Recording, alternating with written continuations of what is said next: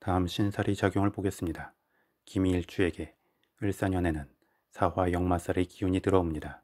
그리고 이 사화 역마살의 기운은 일간 기토에게 정인이 되기에 실제 몸의 움직임보다 마음에서의 분주함이 커질 수 있습니다.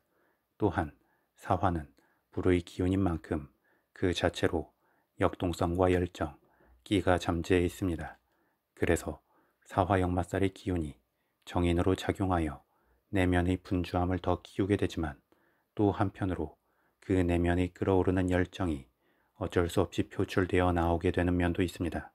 이는 마치 휴화산이 갑자기 상황에 따라 간헐적 폭발을 하는 것과 같기 때문에 기미일주도 을사년에 때때로 가만히 있는 것 같다가 충동적이거나 돌발적 움직임을 보일 수 있습니다. 다음 기미일주는 일지미토가 화개살의 기운이 됩니다. 화개살의 기운은 명예를 추구하고 강한 뚝심과 일관성, 잠재적 역량을 지니는 기운입니다.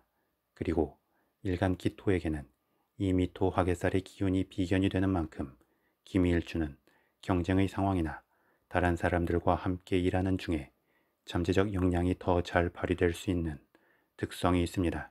하지만 또 화개살의 기운이 강한 고집과 뚝심이 있는 기운이기도 한 만큼 기미일주에게는 자존심과 주체성, 독립심 등을 심어주기 때문에 이러한 부분에 대한 자극을 받는다면 필요 이상으로 감정적 대치를 할 수 있는 여지도 생기게 됩니다.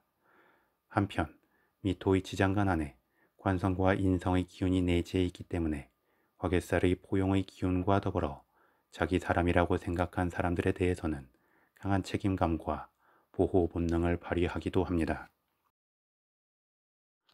다음 12신살의 관점에서 기미일주 일지미토를 기준으로 을사년의 사화는 역마살이 되고 일지미토는 화개살이 됩니다.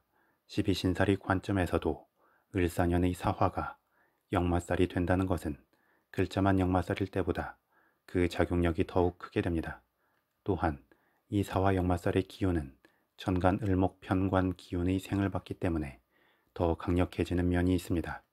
그런데 이 역마살의 기운이 일간 기토에게 정인이 되기 때문에 긍정적으로 작용하면 많은 생산적 아이디어가 떠오르게 되지만 부정적으로 작용하면 비현실적인 생각들이 꼬리에 꼬리를 물면서 스스로 마음의 피곤함을 자초할 수도 있습니다.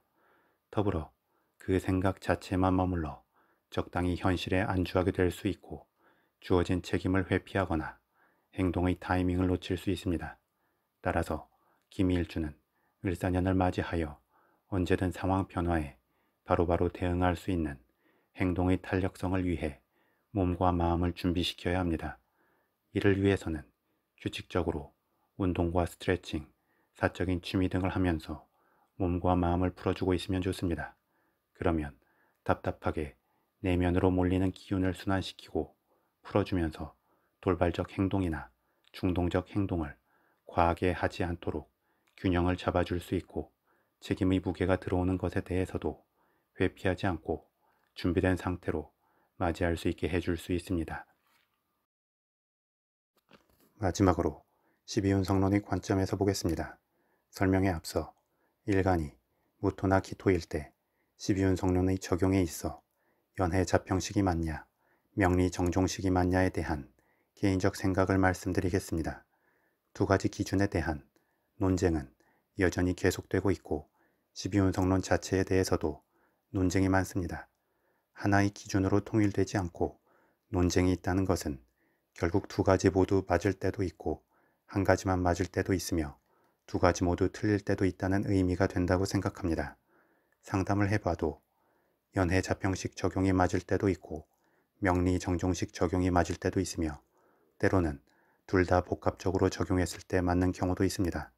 다만 논쟁적인 각각의 기준 모두를 아울러서 설명을 하게 되면 말이 길어질 수 있기 때문에 저는 일단 연해자평식 기준에 근거하여 무토와 기토의 일간의 12운 성론 흐름만 설명드립니다.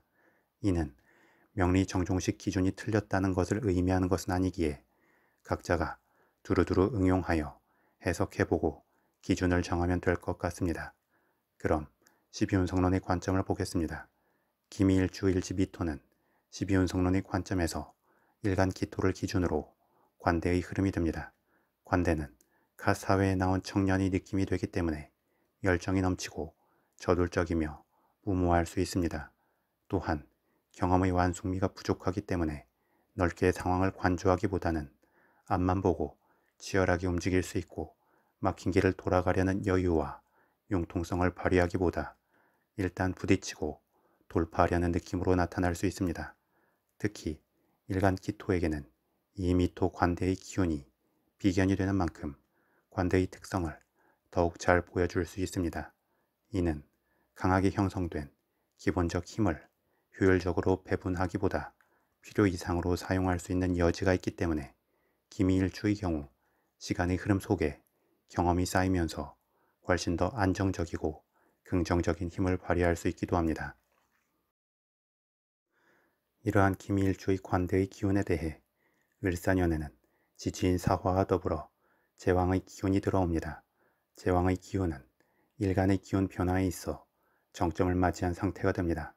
기운에서 정점을 맞이한 것은 마치 제왕이 된 것과 같은 느낌이 됩니다. 좋게 말하면 강력한 힘이 생기는 것이고 상황 주도권과 더불어 주목도가 최고조로 올라가는 것입니다. 하지만 나쁘게 말하면 오만하고 독단적일 수 있으며 주변의 강한 견제를 받을 수 있고 자기만의 세상에 고립되어 외로워질 수도 있습니다. 따라서 제왕의 기운 흐름에서는 강한 힘을 발휘하는 것도 좋지만 또 나중을 생각하여 적절한 절제와 주변과의 소통이 필요합니다. 그리고 기미일주의 관대의 기운이 을사년에 제왕의 기운을 맞이하는 것은 자신에게 큰 뒷배경이 생기는 것과 같습니다. 이는 본인 마음의 자신감과 힘, 믿음 등을 더욱 키워주는 긍정성도 있지만 독단적이면서 과도하게 아집에 빠질 수 있는 부정성도 있습니다. 따라서 칼도 직접 밖으로 뽑았을 때보다 칼집에 머물 때 더욱 위협적일 수 있다는 말처럼 기미일주도 을사년에 자신에게 형성된 강한 기운을 가감없이 밖으로 표출해내기보다 오히려 적당히 감추면서 겸손하고 순응적인 느낌을 취할 때 주변으로 큰 반발 없이 원하는 목적을 달성할 수 있고 자신의 기반을 안정적으로 다지게 될 것입니다.